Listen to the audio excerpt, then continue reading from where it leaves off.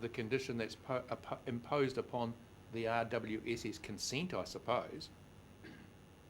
And HBRC are saying that the RWSS does not have to meet this DIN target of 0.8 by 2030. It's not. This is not relative to individual farmers at all. It's as you know, it's the DIN is measured at the river for the 0.8. Yeah, the nearest monitoring point. That's right. The way the DIN target and limit is used in the consent is not as an absolute limit. So that's absolutely correct. Whether it's as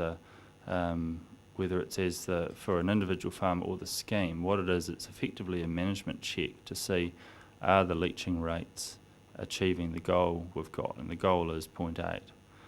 And so that's why the consent itself recognises that if that's breached, it's really a question for HBRC to go back and look and say, well, actually, do we need to tell our farmers that they should be doing something different here? And so the first response is that management response, saying, well, what actions could individual farmers within our scheme take if we determine that it's those farmers within the scheme that are a material contributor. So again, that goes back to the earlier point that there wouldn't be an instant response to say we've got to change the LUC rates. You'd be looking and saying, well, what do we need to be doing differently? Do we need to be checking that you're irrigating your water when there's a suitable soil moisture deficit? Do we need to be, it's all of those types of things that you're looking at and saying, well, how do we better manage the properties here? Yeah, but you're saying that they do need to have a management response. In C here, they're saying they don't have to comply. Well, I don't think the two are necessarily as stark as that, because I mean, whether you say compliance, if you talk compliance in the sense that activities must cease if 0.8 is hit, then no, they don't have to comply. But they can't ignore it, and I think that's important. Supplementary question to that.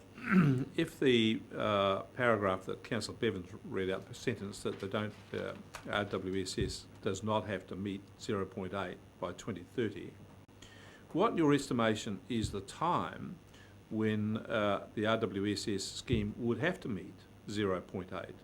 Or is it just a target like a chimera on the horizon of the desert? The closer you walk, the further it gets away. As long as you keep trying, you don't actually have to get there.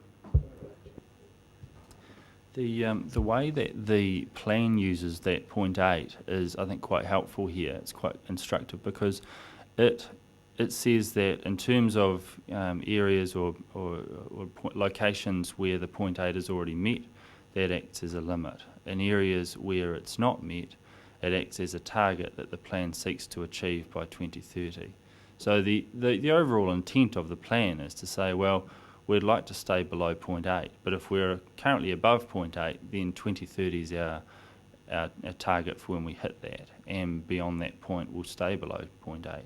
So that's where I think the plan envisages an ongoing expectation that activities that are subject to the plan will be pointing in that direction. So that's how I think it applies. No. Can I just ask a question in relation to the diagram that is up there? Perhaps staff could answer me. Does the nitrogen travel overland or through the ground beneath the root zone?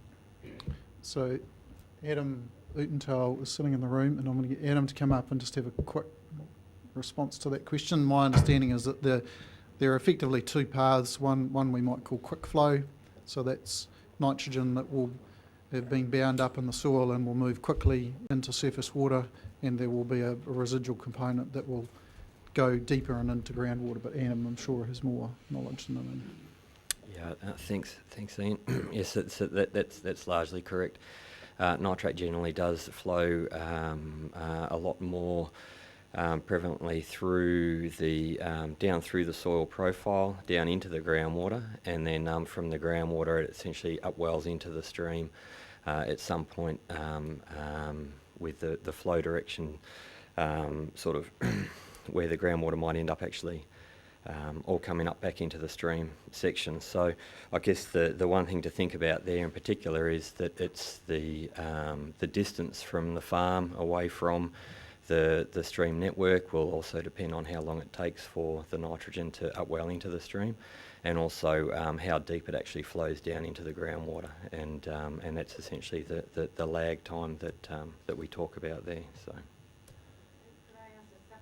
To that, when we're considering those farms, we're not considering those farms, we're considering all the farms in that catchment and their contribution, including those upstream of the upstream measuring point, which may be still contributing through the direction of the flow of groundwater to the DIN.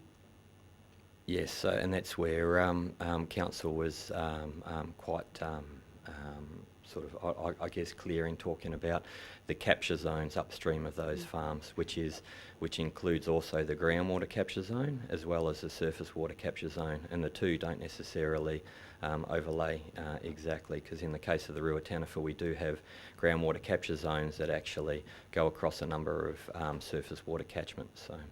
So, and just adding to that point is that, again, going back to that procedural guideline around assessing material contribution, that's why I was saying it would be largely, or there'd be a substantive amount of technical basis to it because of the very points Adam makes.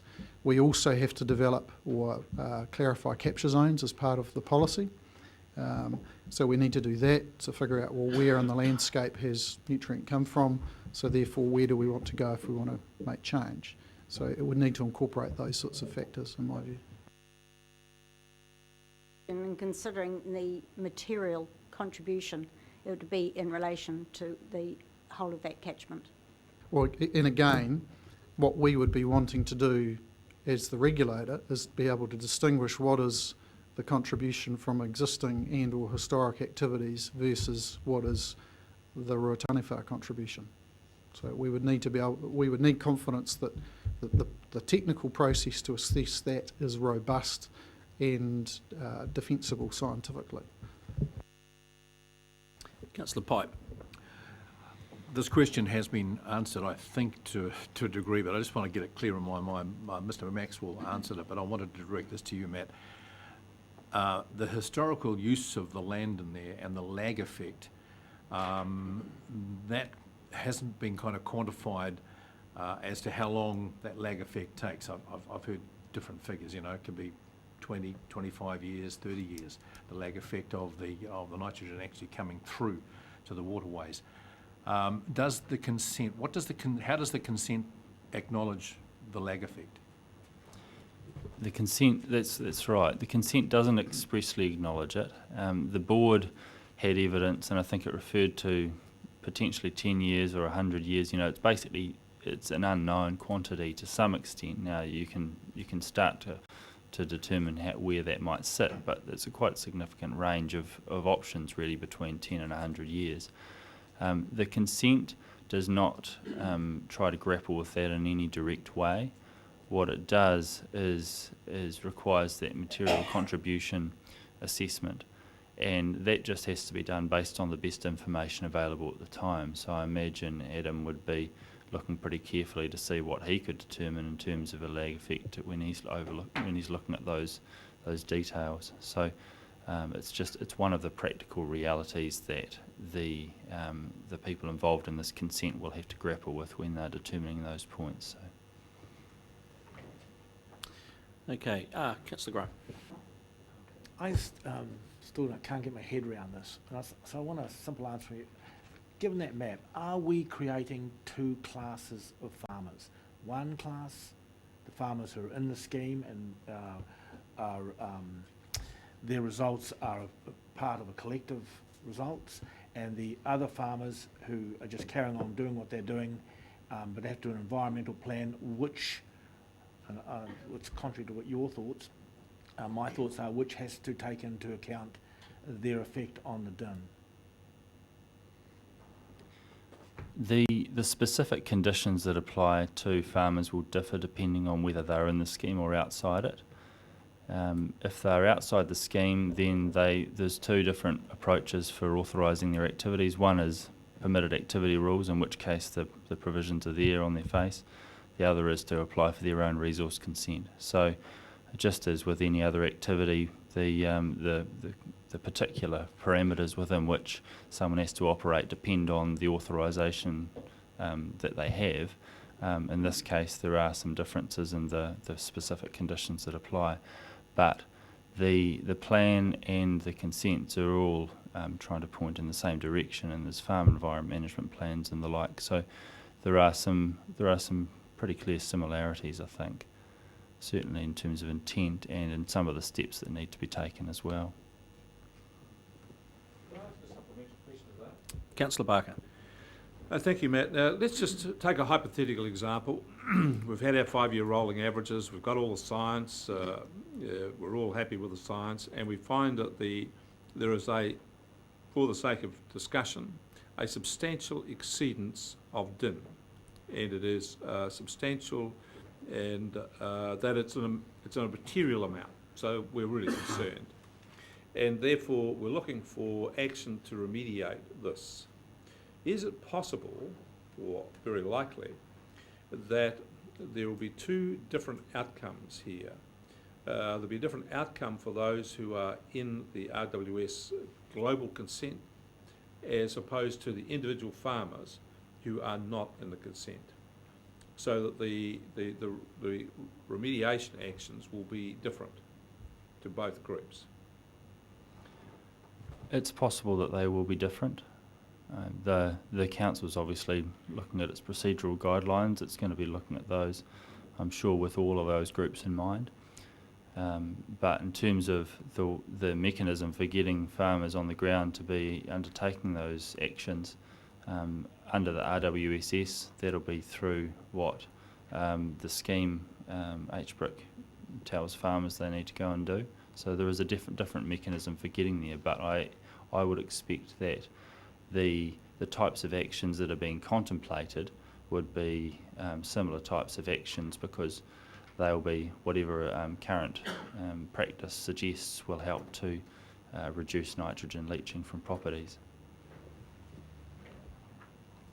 Thanks, Chair. I've just got Councillor one Bevan. more question. And by the way, I've just noticed the colour of your tie. It's most appropriate for a visit to Ranfurly Shield country. Well done.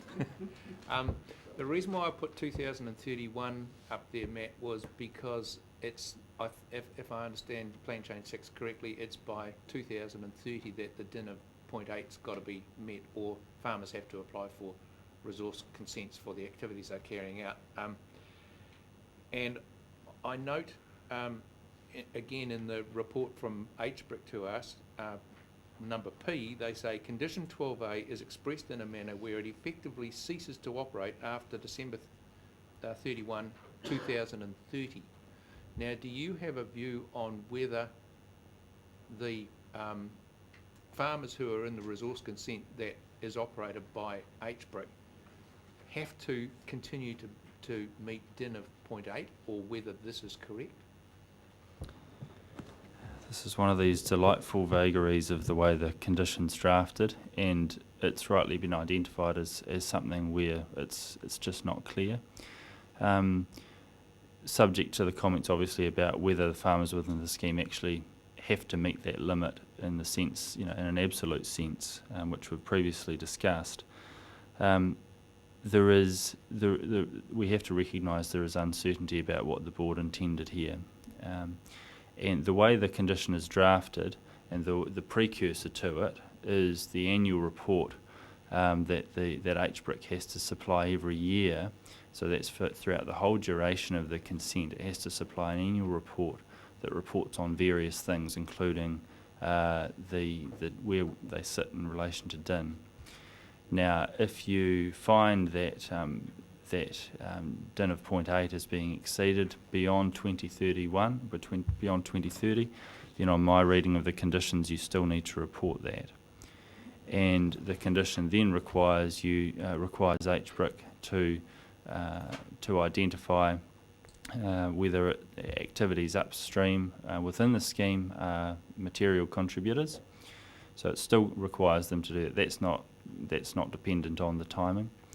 And then it also says identify specific actions. Now the challenge comes in the words The actions have to be to manage the scheme in a manner consistent with achieving the DIN limits and targets by 31 December 2030.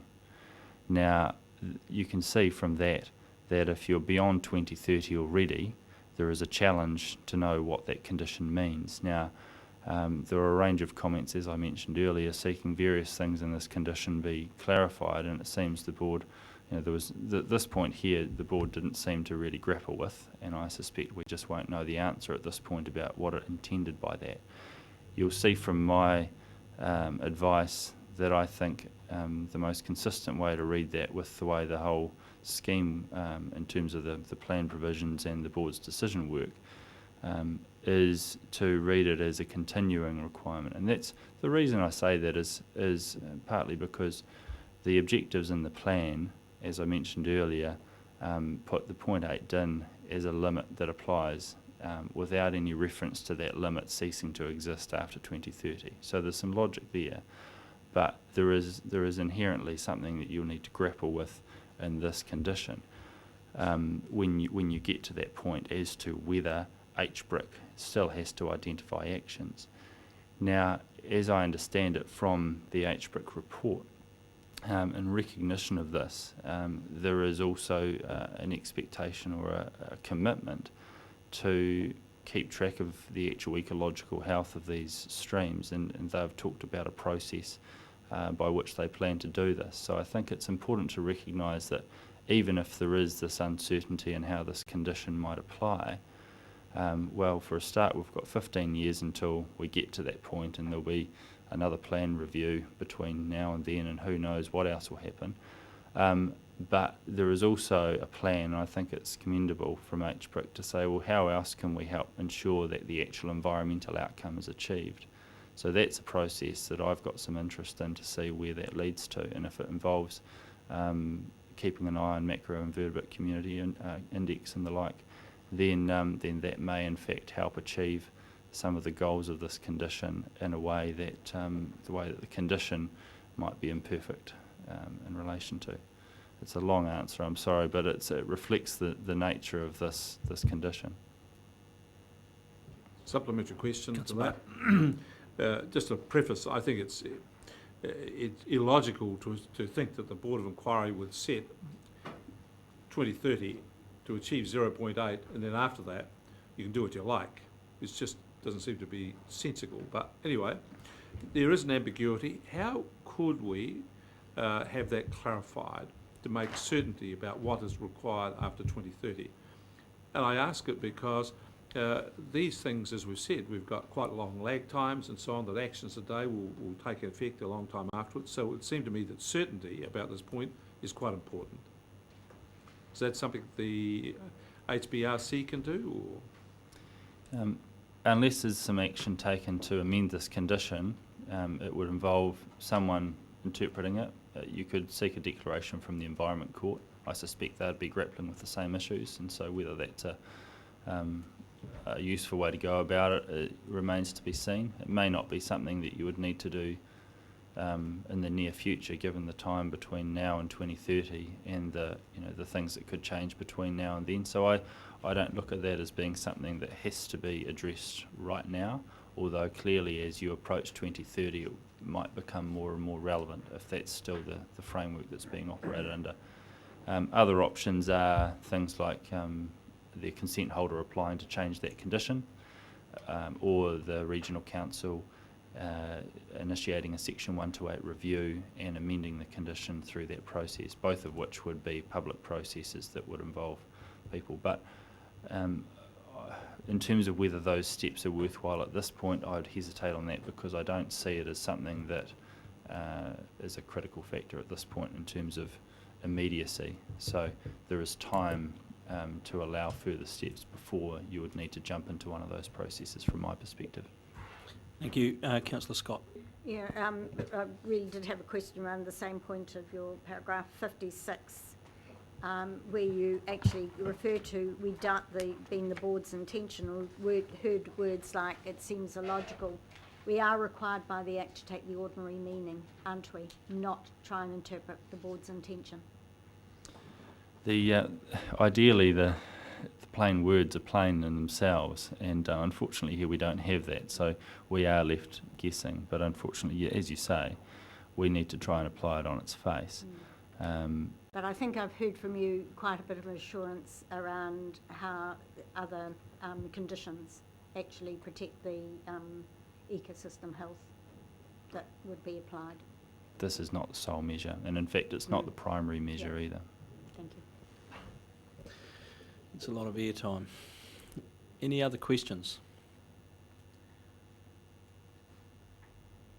Oh, sorry, Councillor Barker. Mike, I've got two questions to Ian. Taking back to earlier in the discussion, you talked about developing procedural guidelines for doing this. When it comes down to the procedural guidelines are sorted, and we were looking at the science, and we're then making a decision as to whether or not this is a material difference or not, it seems to me the way this is written is that that's a decision for HBRC. Is there space in this place for the regional council itself to make a decision as to whether or not it's a material effect and act on that? Because my concern here is that the HBRC is the investment company, owns the infrastructure and is the runner of it, and their interest would be therefore to protect their investment and the flow of income they get for it, whereas we are the regulator, and we might have a different view. Sure, good question. And in terms of the I guess the enforceability, or not the enforceability, the compliance around the material contribution. I mean, Matt, please jump in if I'm contradicting or if I'm out of my depth legally. But in essence, you're correct. HBRC have that obligation, so they must do that work and advise us. As the regulator, we obviously don't want to see put in front of us something that just makes no sense and is a nonsense, nor would HBRC want to operate like that. So the most pragmatic way is to sit down and work out in advance of having to have those discussions how we would go about it technically, so that we can ensure that whatever process HBRC puts in place, we know what we're going to see out of it and how it's been conducted. If you like, the bonnet's been opened and we can see it, and all parties are satisfied that it's defensible. And I guess ultimately, if we were unsatisfied that, you know, they might have decided to take an approach that just didn't stack up scientifically, that there was no substance or basis to it, there may be the ability to challenge that. But Matt might be better to advise on that. But I would envisage, given HBRC's clearly stated intent around the whole scheme and the way it wants it to operate, that it would want to make sure that it has a great deal of confidence that that assessment of material contribution has been done using the best processes and procedures that we have available. So hence, I would be pretty confident they would turn up with something that made sense and was defensible. But to avoid having to have that argument or go through the courts to challenge it if we could, I'd rather have that discussion in advance and lay it out, make it transparent. Nothing to correct in that, Ian, but just really to add to it, the two key components of that assessment under condition, the condition are one, you look at all the data available to you, and that's data that the council would have available to it as well, so it would know what that information was, and then you've got to apply a judgment over the top of that. Is that a material contribution?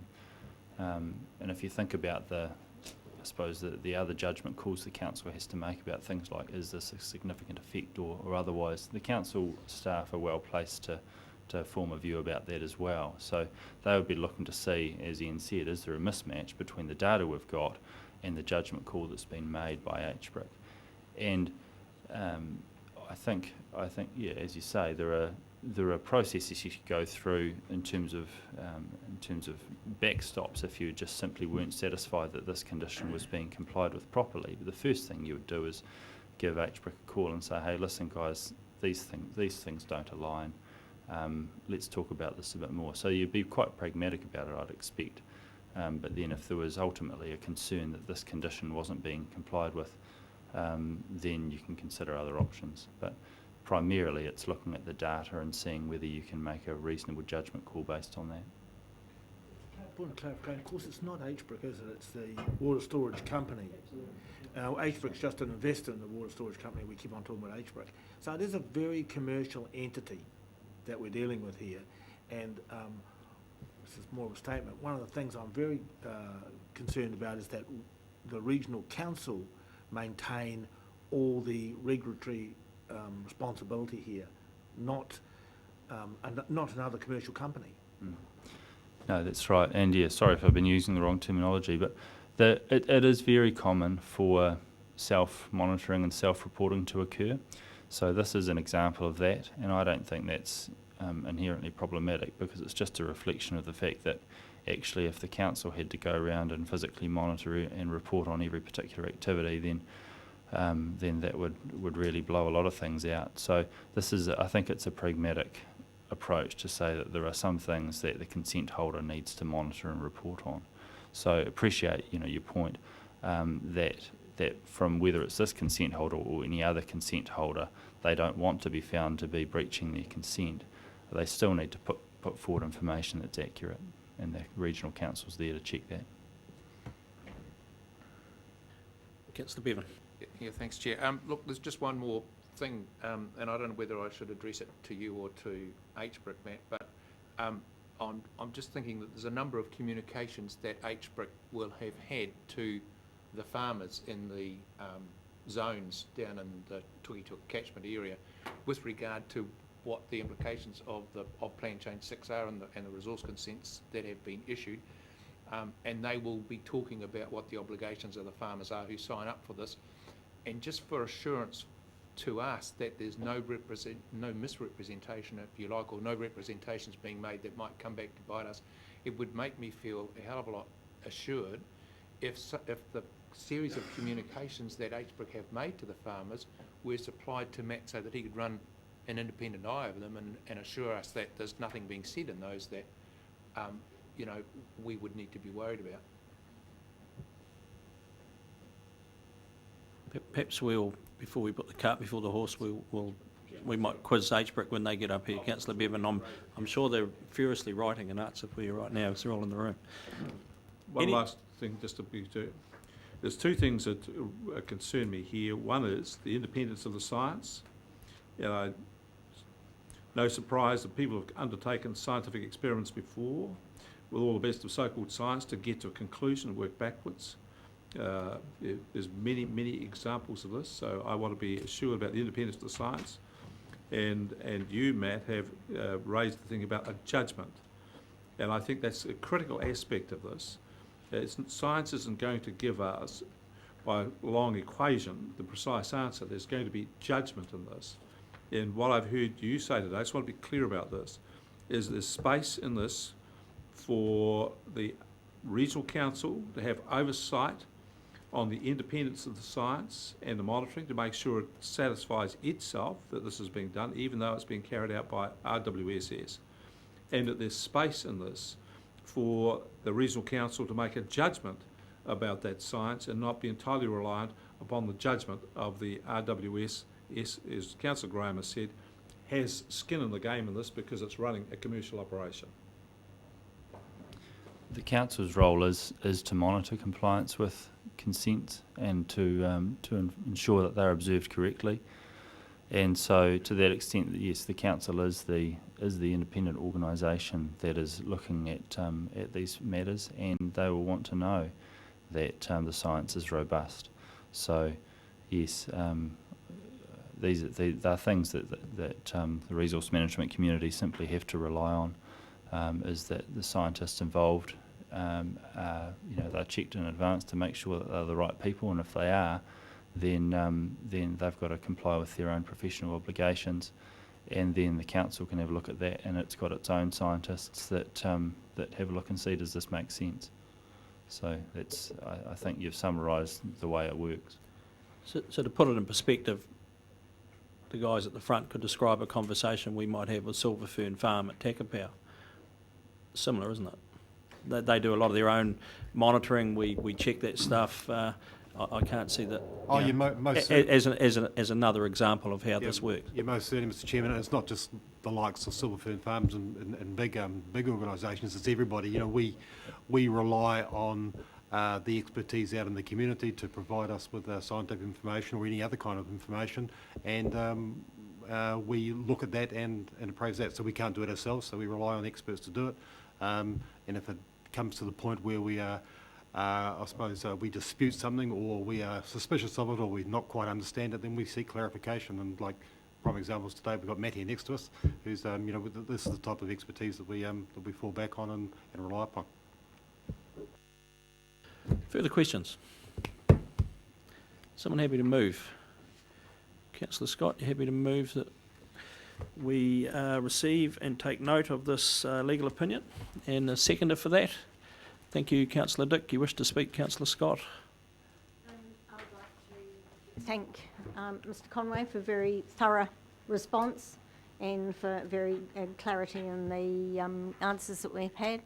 I'm sure that there's a worthwhile exercise in actually establishing a clear understanding of what this means. And with any plan and any consent and any conditions, it is beholden on the person who is actually making those decisions to make sure that there is only one interpretation of what they do. And no one can actually second guess what the intention was. Councillor Dick. Third speaking right. Thank you. Other speakers? Councillor Graham.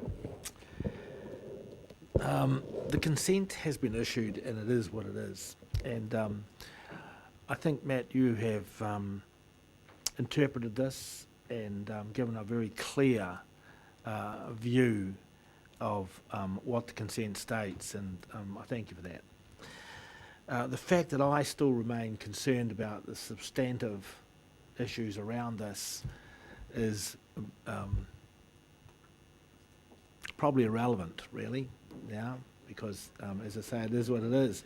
But I do remain concerned about a lot of the issues that are around this, but yeah, it is what it is. Yeah, thanks, Chair.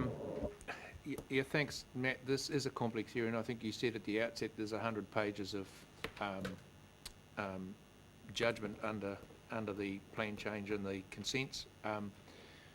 That speaks to the complexity of it, and you highlighted and pinpointed some grey areas, but you've brought some clarity to some others, which is really important for us and very helpful, so thank you for that.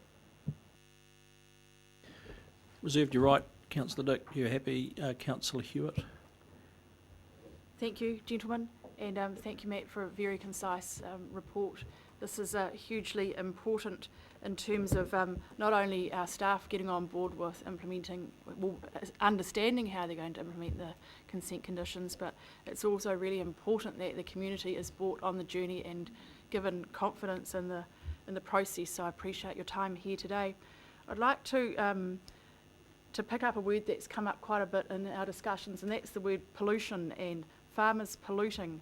And I get sick and tired of hearing that in our community, because in my experience, farmers don't generally set out to pollute.